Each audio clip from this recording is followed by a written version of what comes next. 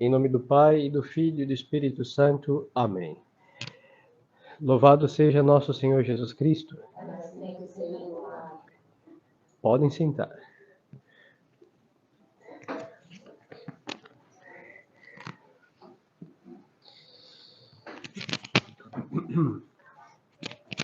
Estimadas almas, nós estamos no 24º domingo depois de Pentecostes e completando esse tempo litúrgico, então temos que apelar uns domingos depois da Epifania, então o 5º domingo depois da Epifania. Na epístola de hoje, São Paulo nos dirá o seguinte, a epístola aos Colossenses: sendo vós escolhidos de Deus, santos e amados, revestivos de entranhas de misericórdia, de benignidade, de humildade, de modéstia, de paciência, sofrendo-vos uns aos outros e perdoando-vos mutuamente. Se alguém tem razão de queixa contra o outro, assim como o Senhor vos perdoa a vós, assim também vós deveis perdoar aos outros. Mas, sobretudo isto, tende caridade, que é o vínculo da perfeição, e triunfe em vossos corações a paz de Cristo, a qual também fostes chamados para formar um só corpo. E sede agradecidos à palavra de Cristo, a palavra de Cristo habite em vós abundantemente em toda a sabedoria, ensinando-vos e admoestando-vos uns aos outros com salmos, hinos e cânticos espirituais, cantando sobre a ação da graça em vossos corações a Deus. Tudo o que fizerdes em palavras ou por obras, fazei tudo em nome do Senhor Jesus Cristo, dando por ele graças a Deus. Então, nós temos aqui uma recomendação apostólica. O apóstolo começa enumerando mazelas que nós podemos, em realidade, a ausência do que ele enumera, nós podemos chamar mazelas e resumir a discórdia. Quando nós não temos benignidade, humildade, modéstia, paciência e não sofremos as misérias do próximo, nós estamos desassociando nossos corações do próximo. Por isso a palavra discórdia é muito precisa. Discórdia é um desgregamento de corações. Entre nós aqui na nossa vida católica, a discórdia é o pão de cada dia. E não é o que vem do céu, vem de Deus. Sempre foi assim, hein? Os católicos sempre brigaram muito entre si, e o vínculo da concórdia sempre foi o sumo pontífice.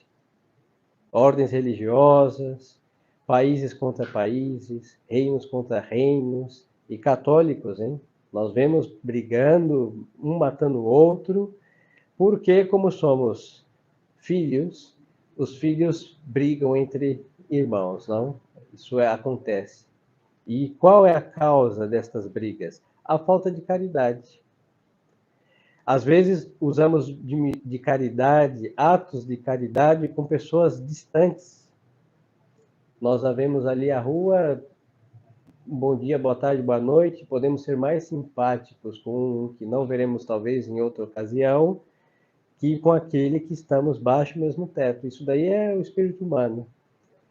Com aqueles que estão baixo do mesmo teto, conhecemos e as virtudes e defeitos, realçamos os defeitos, e às vezes somos benfeitores dos defeitos do nosso próximo.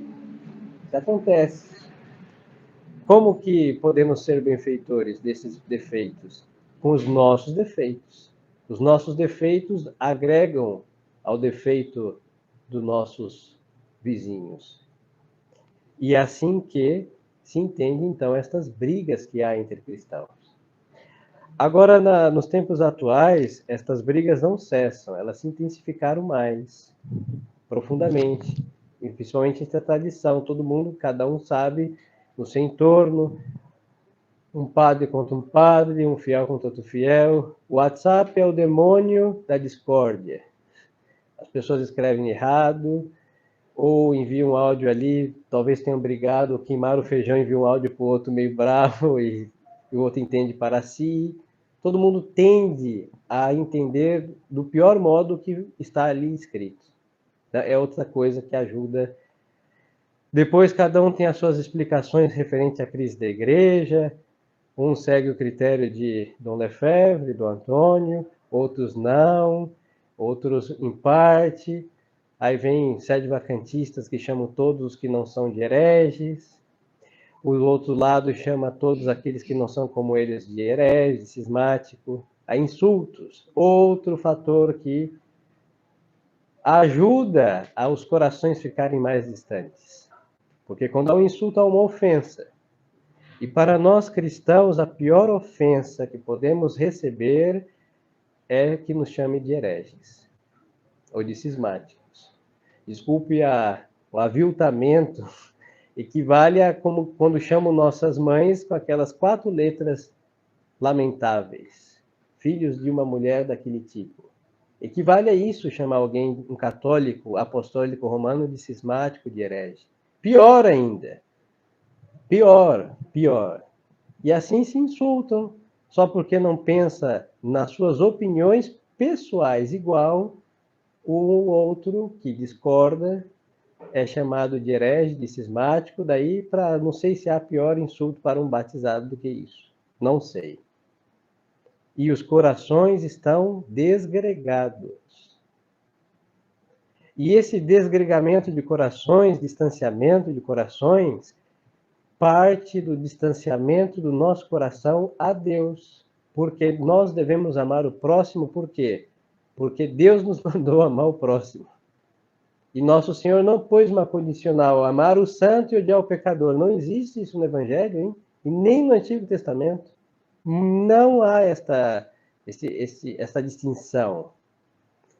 Não há. Amai-vos uns aos outros como eu vos amei. E nosso Senhor amou a todos, inclusive aos seus inimigos. Para eles isso foi um castigo, né? Quando amamos o inimigo é um castigo para aquele que nos odeia. E esse amor é o que? Querer o bem. Por isso nós não vemos nas almas que tendem à perfeição ou adquiriram a perfeição essa discórdia, porque os seus corações estão em sintonia com Deus.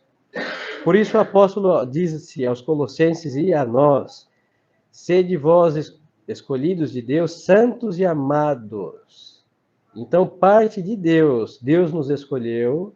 Sim, a fé é uma escolha que Deus fez, olhando para a face da terra. Será católico? Você também? O senhor também? A senhora também? É uma escolha de Deus, isso. Pura bondade de Deus. Agora, como tais, não vós escolhidos de Deus, santos e amados. Que há de mais, em maior, intensa sintonia que Deus com o santo? E pelo batismo, pela fé, pela igreja que nós somos, da qual somos filhos e membros, ela se chama o quê? Santa Igreja Católica. A missa que nós assistimos, como que é? É missa, não é? Santa Missa. Os sacramentos que nós recebemos ou vamos receber a seu tempo, santos sacramentos. Por quê? Porque gera santos. A igreja, os sacramentos, o terço que rezamos chama terço? Não, se chama Santo Terço, Santo Rosário. Aquele que o passar muitas vezes por seus dedos, com o coração devoto, um dia se tornará santo. Tudo é santo na igreja. Os que veneramos é Pedro, é Paulo e André? Não, é São Pedro, Santo Antônio, Santo André, São Tiago, etc. Santa Filomena, Santa Gertrudes e etc. São santos. Então, a partir desta santidade, desta união de coração com Deus, aí São Paulo vai nos lembrar, vai citando aqui virtudes, cujas ausências destas são lamentáveis. Entranhas de misericórdia. Vamos passar uma por uma. O que é misericórdia? Misericórdia é trazer no próprio coração como nossa a miséria do próximo. Misericors. Esta palavra em latim é composta de duas. Miséria no coração. Então, quando vemos um pecador, uma pessoa que está aos olhos de Deus e dos homens perdida, eu tenho que, sabendo as consequências desta situação com a morte, que é condenação eterna, eu trago para o meu coração esta miséria alheia, e para nós é mais simples. como nós já tivemos ontem essas misérias, não no nosso passado, então nós sabemos o que quer dizer ser um pecador, estar longe de Deus ou qualquer coisa semelhante, porque passamos na nossa própria pele. E nós então carregamos aquela dor se eles não se converterem, e nós também. Então eu tenho como minha a miséria do próximo, então eu me compadeço. Eu sofro com aquela alma. Quando nós dizemos que o coração de Jesus é misericordioso, é exatamente isso que Deus faz. Mas no caso do coração de Jesus, ele é Deus. Mas nosso Senhor, vendo o estado lastimável em que todos os homens se encontravam, o que ele fez? Se fez homem e o que diz a Sagrada Escritura? Carregou o peso dos nossos pecados.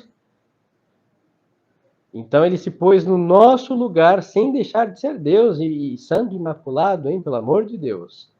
E passou o que nós deveríamos passar. Quem devia ser flagelado, crucificado, cuspido, insultado, etc., nós. Então ele sofreu no nosso lugar. Então a alma que tem compaixão, ela pega as misérias alheias, põe no próprio coração, sofre com aquele, e diante de Deus ela se apresenta daquele jeito: Senhor, olha a situação daquela pessoa. O Senhor sabe o que isso quer dizer, Senhor. Sabe as consequências desta conduta, condenação. Tenha piedade. Então a miséria do fulano, junto com a miséria nossa, que fazemos nossa, dele em nosso coração, aí são duas misérias que clamam a Deus piedade. Esse é o espírito de compaixão. Foi o que nosso Senhor fez. Quando o Eterno Pai olhou o seu Filho na cruz, ele viu nas costas do Redentor as misérias de toda a humanidade, de cada um de nós, todos e cada um. Viu, Padre Leves, Padre fulano, dona fulana, todos. E as nossas misérias. E quem carregava? Seu filho inocente. Aí veio que a misericórdia junto com a justiça. Este é o espírito de compaixão. Entranhas, diz o apóstolo. Então é algo que está no nosso interior mesmo. Deve estar. Entranhas de misericórdia. E daí se brota como consequência necessária a benignidade. O benigno, a pessoa boa, é aquela pessoa, caridosa, mas no ato da bondade. Mesmo que aquele que nós fazemos nossa, a miséria dele, nós fazemos isso baixo uma conotação de bem. Por quê? Porque o outro é fraco. Não é um sem vergonha. Pode ser que seja um sem vergonha, é um descarado, pode ser que seja. Mas com a benignidade nós colocamos no laboratório de Deus e pegamos o veneno e transformamos em soro antiofídico. Aí por isso São Paulo aos Coríntios vai dizer: a caridade nunca pensa mal. É verdade que ninguém tem desculpa dos seus pecados, por isso temos a culpa deles. Mas em todos os homens existe o que? A fragilidade, que é gritante. Então, o juízo fica a Deus e a alma. E da nossa parte, interceder para que essa pessoa encontre a misericórdia de Deus. E como ela vai encontrar a misericórdia de Deus? Comece pelos que, estão mais próximos, a nossa misericórdia. Aqui não quer dizer que vamos aprovar nada e nenhuma coisa errada, pelo amor de Deus. Aqui não quer dizer que vamos rotular de aceitável e inaceitável. De modo algum. A misericórdia nunca será injusta. E depois o apóstolo vai dizer de humildade. A humildade também toca misérias. A humildade vem da palavra terra, humus, e a terra é algo bom, sujo, no sentido de contraposição com limpo. Mas os alicerces dela, por quê? Porque ela está enterrada. Então a nossa misericórdia, a nossa compaixão deve ser benigna e necessariamente será humilde. E humilde tem uma característica que ele não fala nada de si nem dos outros para ninguém. Então, quando nós estamos nos compadecendo de alguém, quem sabe disso? Só Deus. Humilde. Porque esta compaixão, esta misericórdia está enterrada lá nas profundezas. Da onde? Do nosso coração. que foi feito de terra também quando Deus soprou em Adão. Por isso, a misericórdia benigna é humilde. Aí o apóstolo vai pular para outra virtude. Modéstia, paciência. A modéstia aqui nós sempre entendemos do vestuário e tudo, mas também vamos tocar do mesmo modo que falamos no modo de humildade. Da mesma forma que a humildade vai esconder esta compaixão no íntimo e profundo do nosso coração, vai ter modos, vai ser discreta. Por isso é chamada de modéstia. O modesto é discreto. Então, o misericordioso, benigno e humilde vai ser modesto com as suas misericórdias. Aí o apóstolo segue dizendo, porque conhece a natureza humana, dizendo da modéstia e paciência, sofrendo-vos uns aos outros e perdoando-vos mutuamente. Inclusive com aqueles que nós carregamos as misérias deles em nosso coração, às vezes dá um sentimento de revolta. Senhor, faz 20 anos que eu rezo para esse sujeito, ele só piora. Revolta. Será que nunca ele vai tomar vergonha na cara, meu Deus? Quantas missas rezadas, comunhões oferecidas, dedo calejado de rosários, revolta. E o apóstolo está dizendo o quê? Paciência. Quando carregamos com o modo próprio de um cristão a miséria do próximo, este próximo, a sua conversão está quase declarada. Basta nada menos que esperar o tempo que a alma leva para abrir-se a Deus. Tem pessoas que morreram, hein? E não viu o outro convertido. Mas passou alguns anos e se converteu. As orações não morrem quando nós morremos. Não existe isso. É atemporal, hein? Eu rezei, está lá no banco de dados do Altíssimo, e não é porque eu vou embora que as minhas orações são apagadas, não, de modo algum. Então temos que sofrer a paciência, porque a paciência também vai nos fazendo cada vez mais fortes.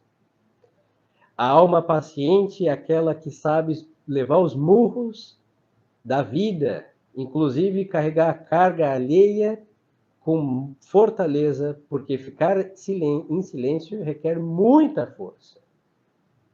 E a queixa é o quê? É a debilidade de alma. Por isso o apóstolo vai dizer, fiquem quietos, em outras palavras. E sofra mutuamente uns aos outros. E a consequência disso, perdão.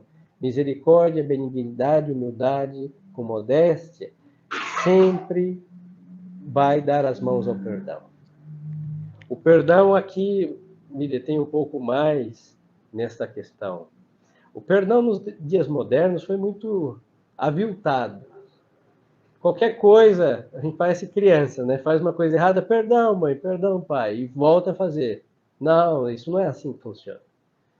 Depois, algumas pessoas, assim, exaltadas, diria eu, acham que perdoar é deletar. Só se depois de um perdão nos desse uma paulada na cabeça para esquecer o que aconteceu. E olhe lá, Deus não pede tanta coisa. Agora que estamos obrigados a perdoar, sim, mas também no tempo devido, hein?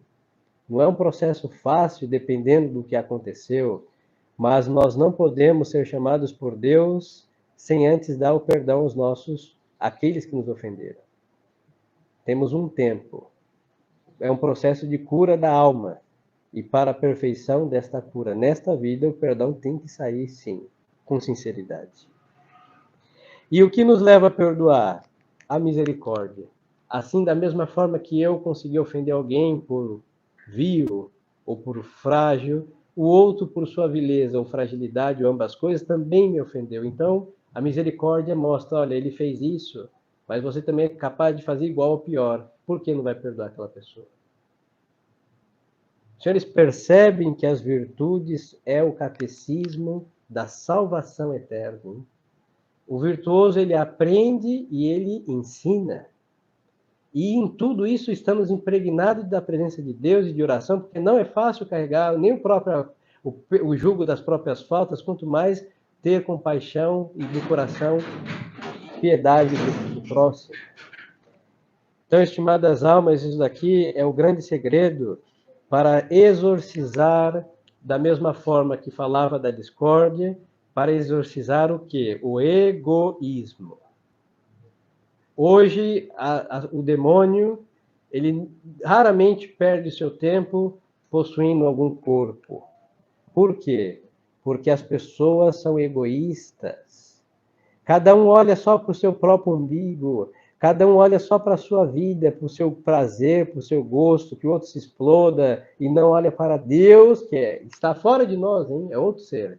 Mas olha só para a sua existenciazinha, e é incapaz desse sentimento de misericórdia, de benignidade, de saber pedir perdão. Se ele ofendeu, ele, da sua consciência insensível, se o outro se doeu, que se exploda. Este espírito egoísta é o espírito que vive porque não foi exorcizado por estas virtudes que até aqui nós temos mencionado. Aí o apóstolo vai dizer depois, seguindo o seu raciocínio: mas sobre tudo isso tem de caridade, que é o vínculo da perfeição. Então, assim como que a ausência dessas virtudes nós temos a discórdia, agora a caridade ela causa o que? A concórdia, que é o contrário da discórdia. A caridade é uma chama que funde os corações, fazendo todos serem um só.